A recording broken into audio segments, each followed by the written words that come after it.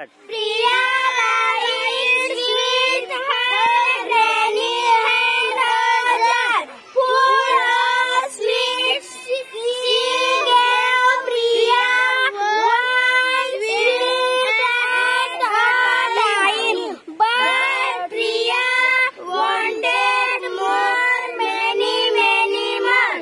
She quickly put her hand in the jar.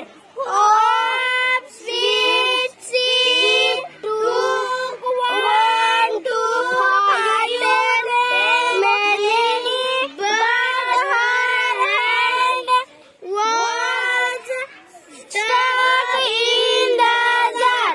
She could not take it out. She began to cry. Oh, what shall I do?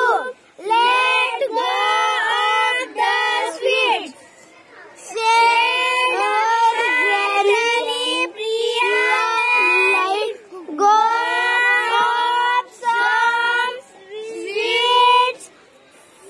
Still her hand would not come out. She let go of some more sweets. Now there was only one in her hand. Her hand come out of the jar easily. She began to smile and looked